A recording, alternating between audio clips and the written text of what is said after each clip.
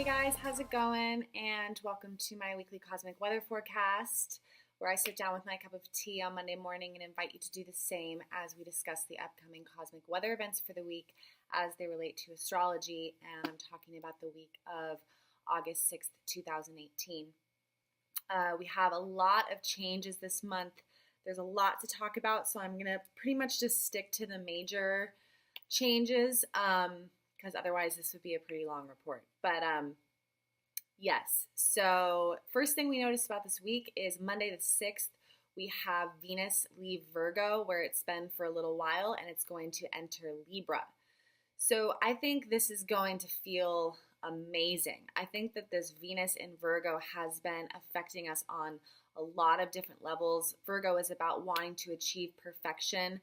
So on the positive, there can be this really beautiful purifying element to Virgo where we get to kind of weed out toxic elements of our life. But because Virgo is about purification and it's kind of focusing on toxic elements so that they can be removed, there can be this highly critical aspect of Virgo. And any Virgo can tell you that they understand this self-criticism really well. And it's also really hard for Virgo to not turn that on other people. Virgo can be extremely critical of others as they're always seeking perfection throughout their life. Virgo opposes Pisces, which is this ultimate symbol of perfection through God. So Virgo is seeking perfection on all levels. So for this last transit of Venus in Virgo for the last few weeks, we might have been feeling extra critical of ourselves, or we might have been feeling like others are extra critical of us at home, in the workplace. People might have been pointing out every little thing you're doing wrong, or you might have been feeling that yourself. So that's going to diminish a little bit as we have Venus move into Libra. So Libra is ruled by Venus. It is this beautiful Venusian energy. Venus is the planet of beauty and harmony, and Libra is all about seeking beauty and harmony throughout the world. So wherever this is hitting your chart, you're really going to be drawn towards beauty, drawn towards creating a harmonious situation. And Libra is the evolutionary journey, the stage of the evolutionary journey of the soul, where the soul begins to mirror itself through another person and experience the mirror effect of relationships. So this is going to be bringing to our awareness relationships, and specifically really wanting to find harmony within these relationships.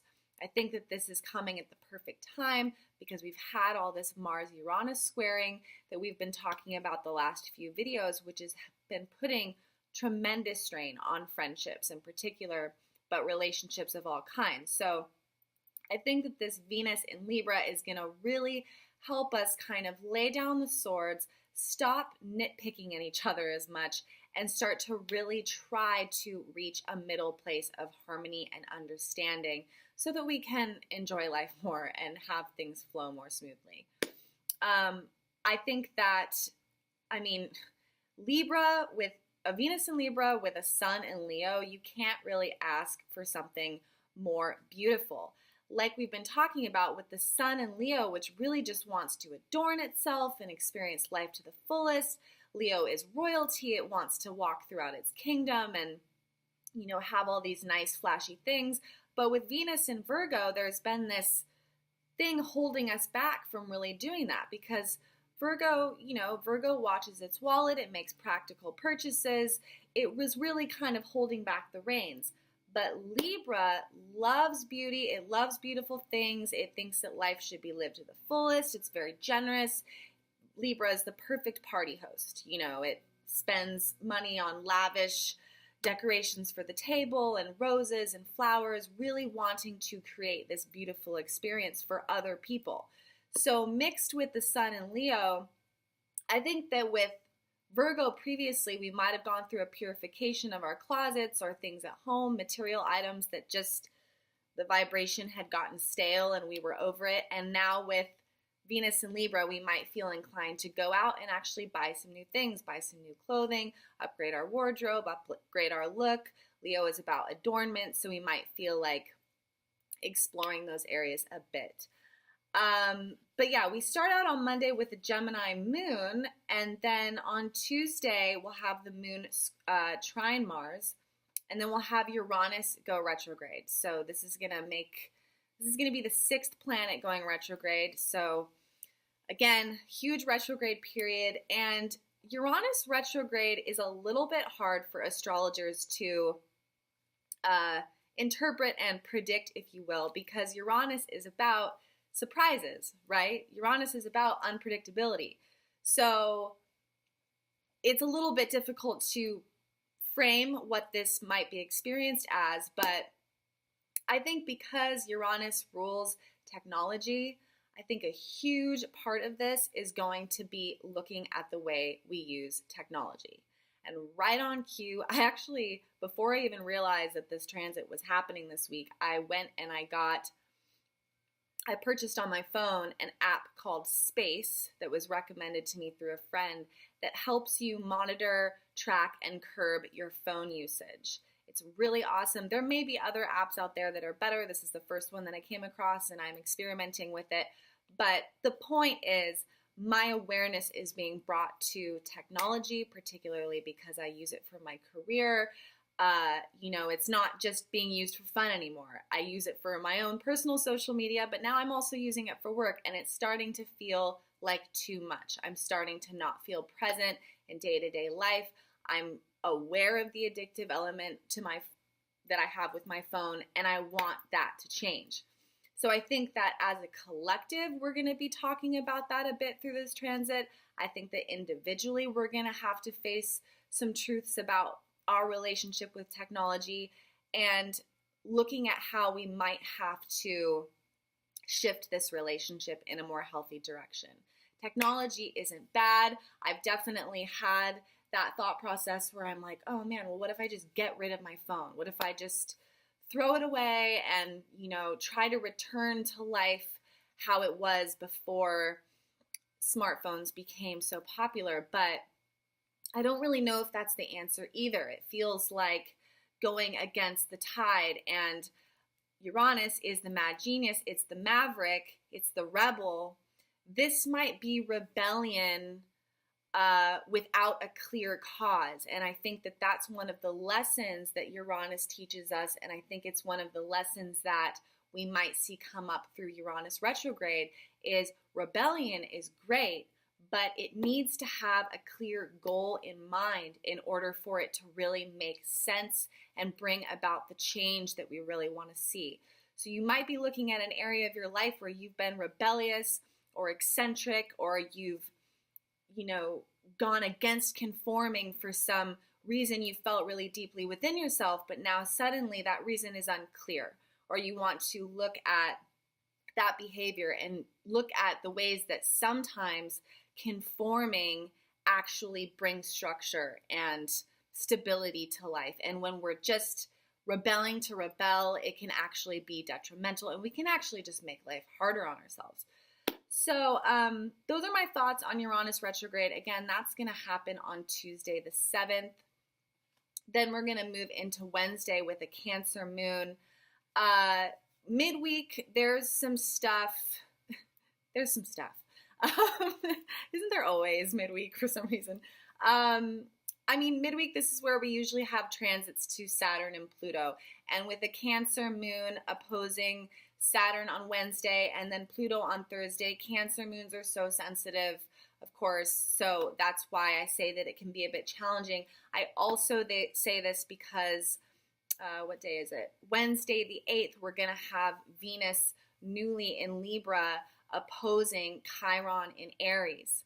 So this tells me that there's going to be something about a wound related to our dealings with other people. This could be our partners in love or business partners. These are long-standing relationships of some kind, even friendships, where there's going to be some communication issue or something.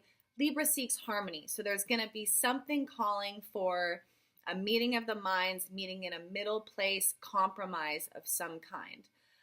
Libra is the diplomat. It wants things to be fair and just. So this is finding justice within our relationships on some level. But of course, for this to be achieved, sometimes we have to have the conflict first.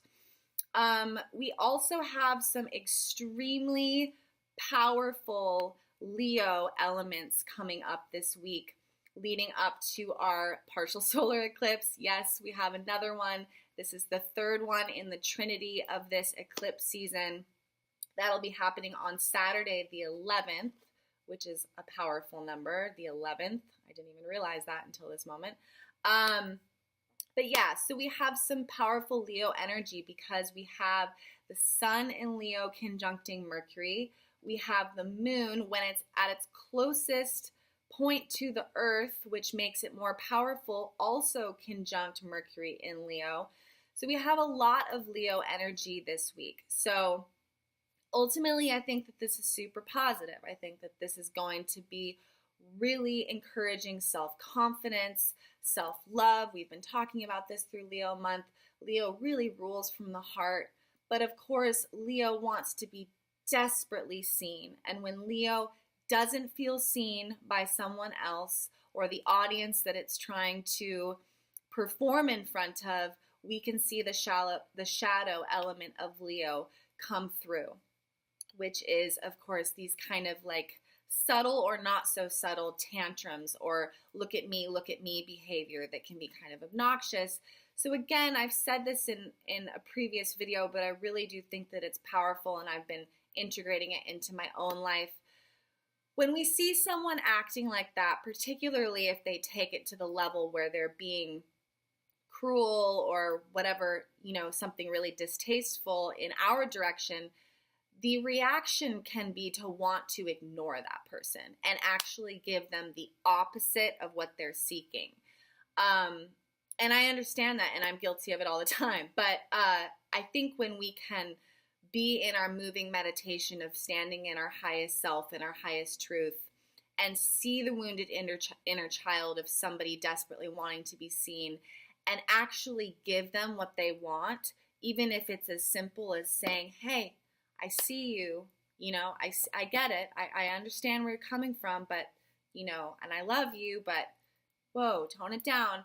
Then watching how magical that can be when that person gets the attention that they're looking for and doesn't feel like they have to scream out for it any longer. A lot of healing can happen outside of just that situation from that simple extension of understanding. And there's one other transit this week that I wanted to mention that's going to be Thursday the 9th. We're going to have Venus in Libra squaring Saturn in Capricorn. So Venus is things we desire. This can be love itself, which of course we place high value on, but this can also be money. And this is forming a square to Capricorn, Saturn. So Thursday, watch for little struggles, little challenges, or little situations asking for a dynamic growth and change regarding a dueling between something we value and some kind of truth around it, possibly realizing that you don't have money for something that you thought you did, or, coming into a situation with someone that you care about. So there are some relationship elements happening midweek, bringing us to our partial solar eclipse on Saturday, the 11th. Now, this is the last eclipse of the Trinity. I think that this is a huge, huge portal, and I'm going to do a video, I think, just on that itself. But just quickly on it, I feel following all of these Mars-Uranus square-offs that have been so difficult on some friendships, I think that with a Leo partial solar eclipse, it's a new moon, of course, always new intentions, new beginnings, starting fresh, snake shedding its skin. I think that a lot of this has to do with friendships, because Leo is one of the best friends in the zodiac. When they love someone, they will fiercely defend their friendships. They are extremely loyal. You can always trust a Leo as a friend. And I think that following all of this Mars-Uranus squaring, whatever friendships have made it through that tension we really want to celebrate. And I'll go more into that on my eclipse video, but we're already at 15 minutes, so I'm going to wrap this up. A lot of stuff going on this week. I know this is a bit rushed. I'm a bit frazzled. Life's been crazy for me. I'm sure it has been for you as well. I'm getting this done quickly as I run out the door. But thank you so much for tuning in, guys. I truly appreciate it. If you would like to reach out to me for a natal chart reading, you can do so. I'll put my information down below, and I will see you guys in my eclipse video later this week. All right, guys, thanks for watching. See you soon.